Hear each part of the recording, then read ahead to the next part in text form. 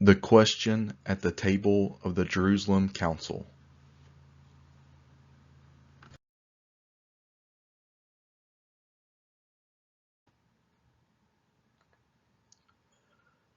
Some large names in the field of historical Christian theology, such as Augustine, Luther, Calvin, Karl Barth, correctly identified that when Paul wrote about people being justified by faith apart from works of the Torah in Romans 3:28, Paul was declaring that all people who have faith in Yeshua, Jesus, whether they be Jewish or non-Jewish, come into covenantal relationship with Adonai through faith.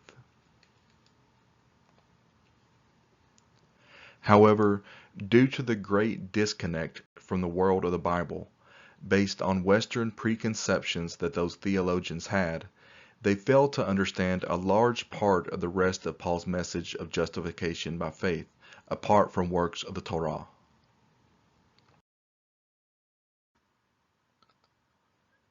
In Romans 3:21 through 31, part of what Paul was declaring and explaining was that the righteousness of God can be manifested in non-Jewish people who are apart from the Torah, just as it can be manifested in Jewish people who are under the Torah.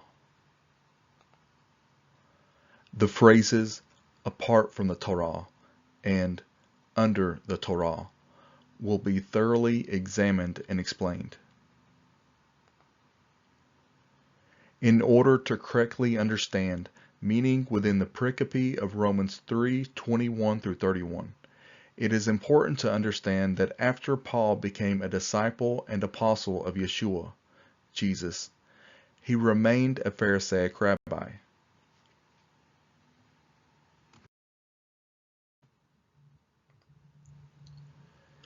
In Acts, Paul declares, "I am a Pharisee," Acts 23:6, which is a statement made after Paul became a disciple and apostle of Yeshua, Jesus, after his supernatural experience with Yeshua, Jesus, on the road to Damascus.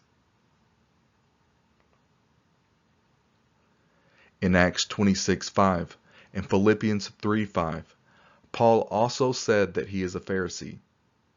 The biblical evidence makes it clear that after Paul became a disciple and apostle of Yeshua, Jesus, he remained a Pharisaic rabbi. Paul's Jewish and Pharisaic background became and remained an integral part of Paul. Paul understood that many of Yeshua's, Jesus' teachings, as well as his teachings, fell well within the seam of Second Temple Judaism known as Pharisaism.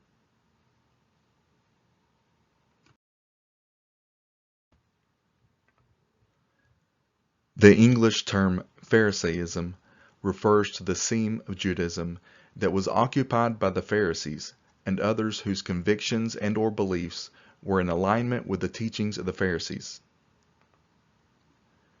Yeshua, Jesus, knew that the Pharisees had some very good biblically correct teachings. Yeshua, Jesus, criticized the hypocritical practices of some Pharisees, but never said a negative word about the Pharisees' teachings. Jesus said that the Pharisees sit on Moses' seat. Like an insider among the Pharisees, Yeshua, Jesus, said that many of the teachings of the Pharisees are good.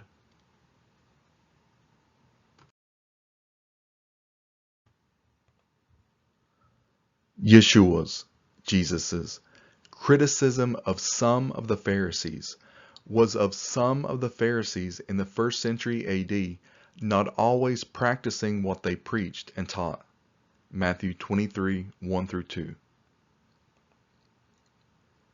Yeshua's, Jesus's, sharp criticism of the hypocrisy of some Pharisees is not an attack against the teachings and thus theology within Pharisaism. Although Yeshua, Jesus, was not an official member of the Pharisaic community, His teachings and life place him square within the Hasidim seam of Pharisaic Judaism.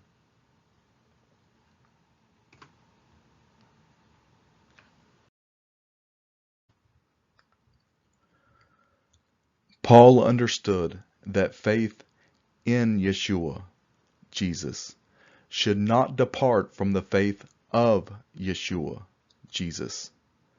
So Paul was also not a liberal Hellenistic Jewish person who radically departed from his Pharisaic Judaism. He was not a mystic, Gnostic, or Docetist. Paul was a Pharisee. Paul's background and foundation was always grounded in Pharisaic Judaism. Paul's primary influences came from Gamliel and the teachings of other rabbis and sages of ancient Israel, not from Hellenistic influences, such as Stoics, paganism, Hellenistic philosophers, mystery religious cults, Gnostics, Docetism, or Greco-Roman culture. There is absolutely no evidence in the Apostolic Scriptures, which are the Holy Scriptures that are also known as Habarit HaCharashah, the Newer Testament, the New Testament, that Paul ever departed from his firm Pharisaic convictions.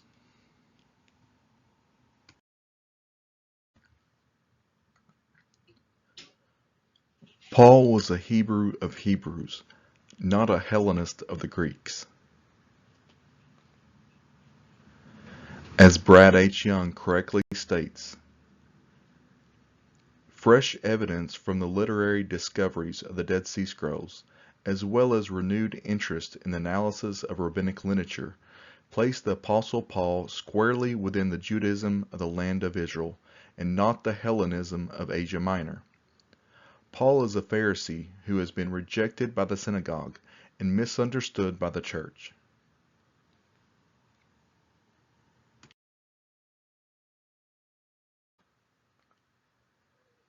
The Pharisees taught that there is deep meaning within the written Torah that is below the surface level of the text. After Paul's supernatural experience with Yeshua, Jesus, on the road to Damascus, at the epicenter of Paul's style of Pharisaism was both Yeshua, Jesus, and the Torah. Paul understood that the Pharisaic teaching on salvation is that all people, both Jewish people and non-Jewish people, cannot earn salvation merely by doing good works. Salvation being by way of Adonai's grace through faith was a major teaching of the Pharisees.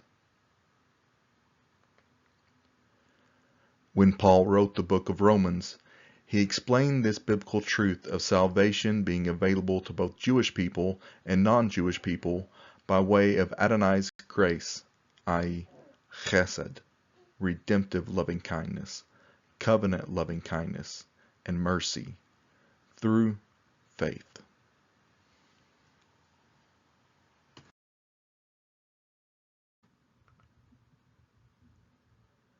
In Romans 3:21 through 31, that biblical truth was a huge part of Paul's message to the Jewish and non-Jewish disciples of Yeshua, Jesus, that made up the church in Rome.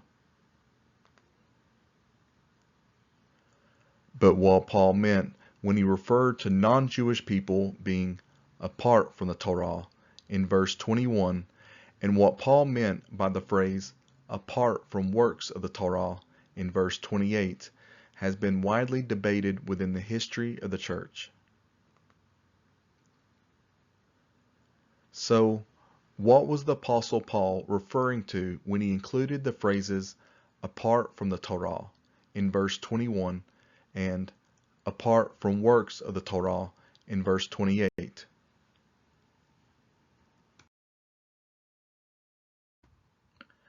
The much greater availability of Jewish literature, such as the Mishnah, the Book of Jubilees, the Midrashim, the Targumim, and other Jewish literature, the lack of anti-Judaic beliefs, and the understanding and use of the associative comparative method of biblical study enables one to get back into the world of the Bible and correctly exegete biblical text, such as Romans 3:21 through 31, and in the process, tear down the historical theological gap, which is created by time and a lack of understanding of the historical biblical setting, and correctly interpret Paul's message of non-Jewish people being justified by faith apart from works of the Torah.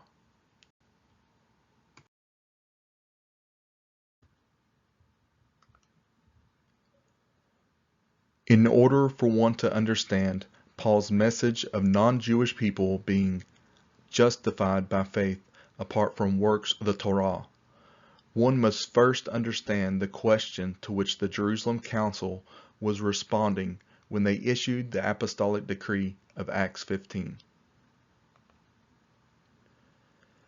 That question and the Acts 15 decree of the Jerusalem Council must be identified and understood in order for one to understand what Paul meant when he used the phrase apart from the Torah in verse 21 and apart from works of the Torah in verse 28 of Romans.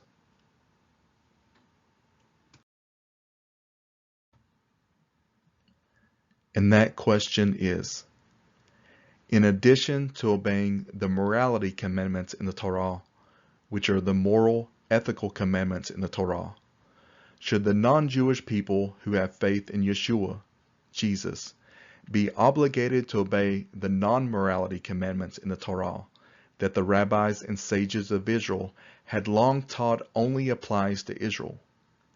In other words, should the non-Jewish disciples of Yeshua, Jesus, be welcomed into the community of the disciples of Yeshua, Jesus, i.e., the church, like proselytes were welcomed into the community of ancient Israel, or like God-fearers were?